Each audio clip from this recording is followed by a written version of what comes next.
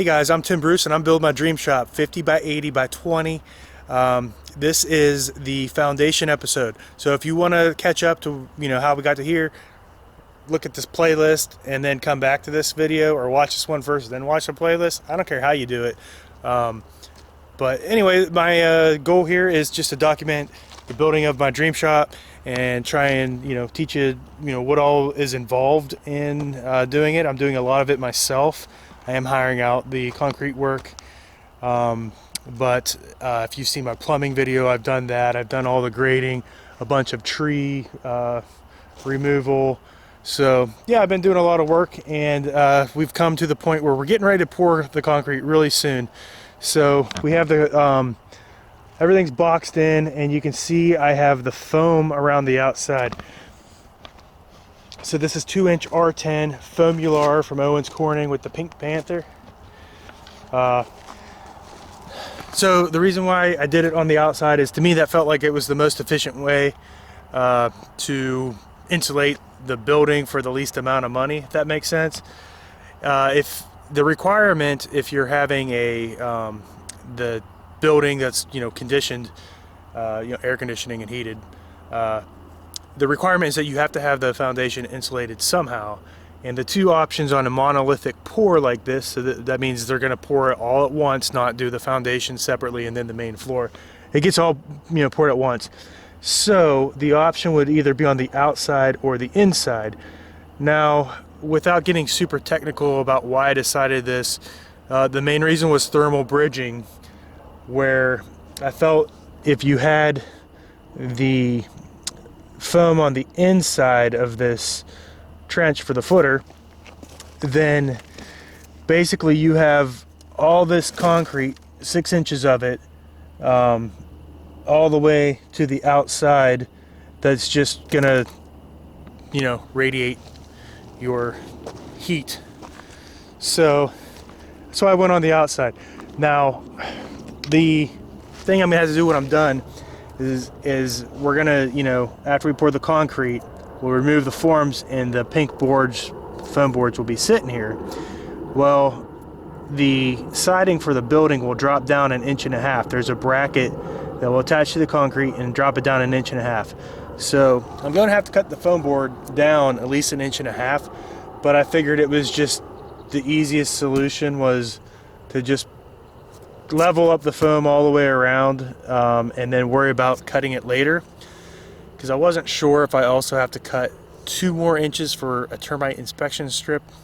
So we'll see how that all plays out. Wherever I end up cutting it, say it's like this high, I'm gonna have a flashing piece that's a metal piece that I'll screw into the wall that goes over it and then covers it and comes down 2 or 3 inches, who knows. But the goal of that is to protect it, and then everything below that will be just covered with dirt as I fill in around the building and slope the dirt away from it for water drainage. And the reason why you just can't leave it exposed, because it's it's foam, it's pretty fragile. If you hit it with a weed eater, it would just you destroy it. So that's what's happening with that. Anyway, let's not spend all day talking about foam. It's just something that you want to research for your insulation. And like I said, it cost me $500 to do all this, and you can only really do it while you're building it. So for me, it just made sense to pay the money, get it over with, and hopefully it saves me some money. It pays for itself down the road. I didn't do the main floor because that would have been like $4,000.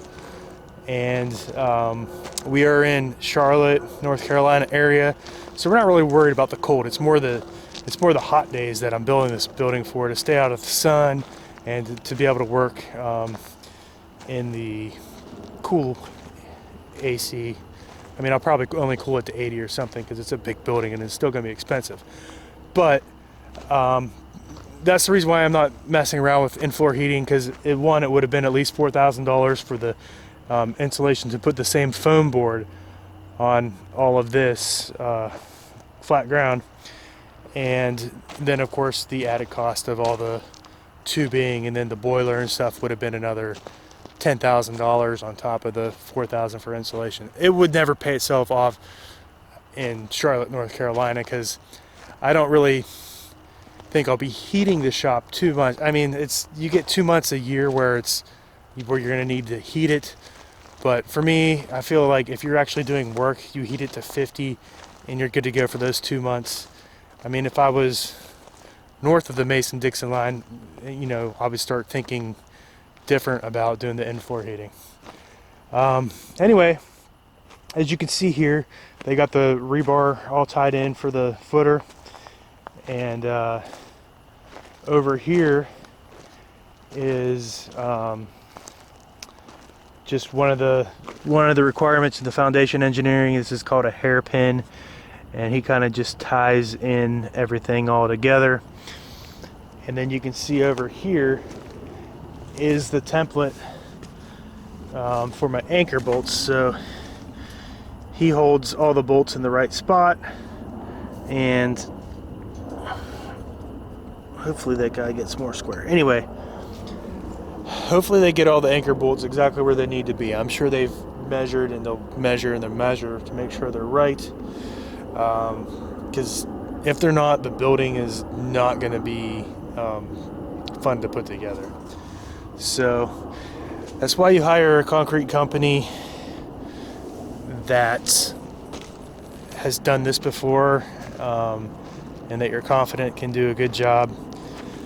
Everything that they're doing, I kind of feel like I could have done. It's just a lot of work. They had a crew of 4 or 5 people here for probably like 4 hours to set up the boards around the outside. Then there was another 8 to 10 hour day of 4 people that came and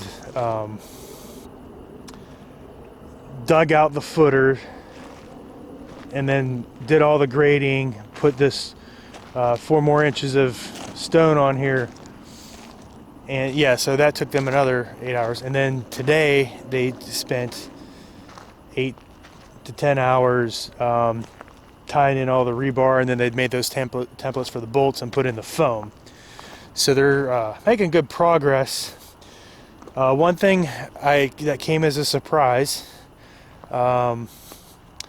was the pre-construction termite treatment. I wasn't really planning on that, and they got done with everything to the point where they're ready to put down the vapor barrier. And then he asked me, like, hey, did you have your termite treatment done yet? No. Oh, you probably should get that done. So I emergency, I'm calling the inspector to make sure that I have to have it done for a metal building, and I do. And then it's like, okay, well, I need to find someone who can come out here ASAP. I don't want them to hold up the crew and make us miss the window of good weather to get the concrete poured. Luckily, I called up a guy that could come right in, and he sprayed for the termites, and a real nice guy. He didn't do it for free, though. I think it's going to be like $1,000. We'll wait till we see the bill. It was 240 gallons of the chemical that he put down. So anyway, I'm real excited because we are going to get to pour pretty soon.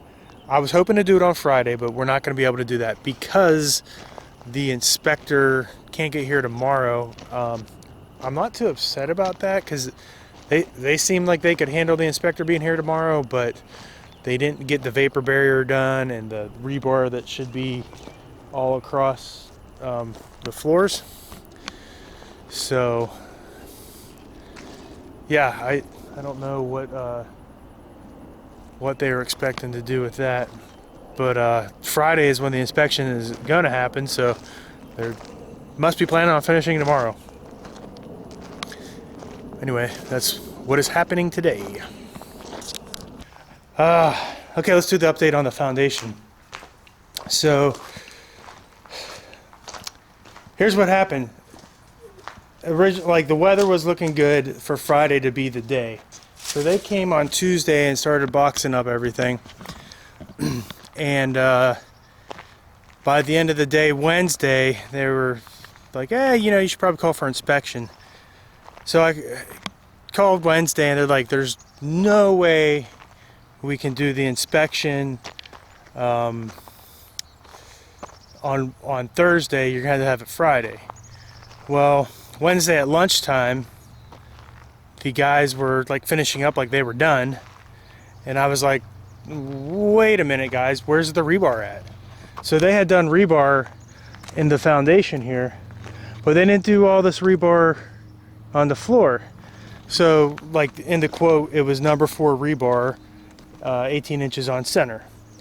So I mean, I want what I paid for. That's probably like $2,000 to $3,000 worth of rebar, and it's the strength that I want. So the guy's like, oh, we thought we were just doing fiber or whatever. But no, I was like, go get some rebar. So they came back, and it ended up taking them at least another 8 hours, and they're still not done. They got to finish this last section here.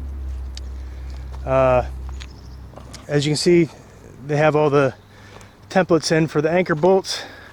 So anyway, they messed up one of these templates, and you just gotta double check these things yourself, because it's way more important to you than it is to anyone else. And I mean, maybe it was an honest mistake. There was one template here, and I'm gonna make them move it, but I just marked that there.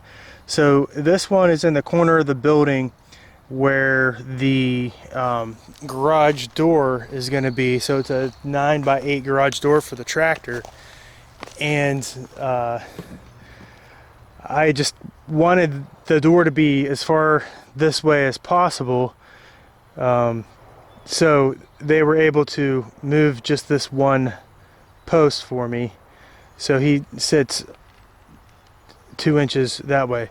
Now 2 inches may not seem like a lot, but it is when you're trying to set your building together. I'm sure that would be all kinds of trouble. So anyway, as you can see here, it's just about done, ready to go. And then so they were kind of telling me, well, we might be able to do it Saturday, but Saturday is come and gone, and they didn't show up to finish it. So here we are. It's Sunday, and the weather's held off. Man, I really wish they would have had it done, just because it's nice to do on a nice dry day, of course, to be working outside, but also it hasn't rained since they dug out the footer, so it's nice and hard. And yeah, I'd just rather not have it rain on this. If we could just get it in, that would be great. So I don't know if the plan is to try and do it Monday or Tuesday. It's gonna rain Tuesday or Wednesday, so if we can get it done Monday, that'd be freaking awesome. But as you can see, the rebar looks great. It's all tied in, all tied together, sitting on chairs, and then they have the like the welded wire stands there for it. So I put in these things, so it's just a 2-inch PVC conduit, and I put it in, so this is 8.5 inches, because the girts of the building will be 8 inches. So I wanted to make it so whenever I frame in a wall, this will be inside the wall, and this comes out down here, and he's just in case I need to pass a wire to the outside of the building, and I don't want something going through the sheet metal of the building, for whatever reason. Like who knows what I'm going to need it for in the future. But I am going to have to run power to other things. I want to have like a camp area over here that has, a camper hookup, and also other. It might be like an outdoor kitchen or something. I don't know. But I just want to have like a power island out there somewhere for that stuff. So that's one thing I could need it for. But I also put in another one of those right here. And there's two right here. One of them is going to be for water going in. And I imagine the other one will be water going out. If I decide that, so I do want water over at the campsite I was talking about. I'll have to test the water and see how I feel about, maybe if I do like a filter or something inside the shop, then it doesn't take much more to also tap into that filter and run it out that way versus just teeing in outside of the building and running it out there, if you get what I'm saying. You might as well have filtered water if you're paying for a filter, right? So yeah, there's just a couple things I was thinking of doing, and yeah, I think if I ever need them, they're there, you know. Just thinking ahead a little bit. I don't know if there's much else to update you on. So at this point in the game, I'm 9 months in from like finding the property, purchasing it, designing the building, figuring out all the stuff I had to do that I wanted the building to be. So I'm 9 months in, and it's pretty much consumed all the free time of my life. We've only used the camper once and had we had a nice 10-day vacation to Salt Lake City, so that was nice. But we've only used the camper once. I've been so busy working, and that's kind of what I want to do on my off time, that yeah, I'm ready for another vacation. So before I go to put the building up, I want to take a weekend off and relax and not think about it, and then we'll get back to work, you know what I mean? All right, well, I'm gonna keep my fingers crossed that the next update is, hey, we poured this thing, look at the time lapse, look how awesome it is, we're all done, there were no problems, everything's perfect, yeehaw. But until then, I'll see you later.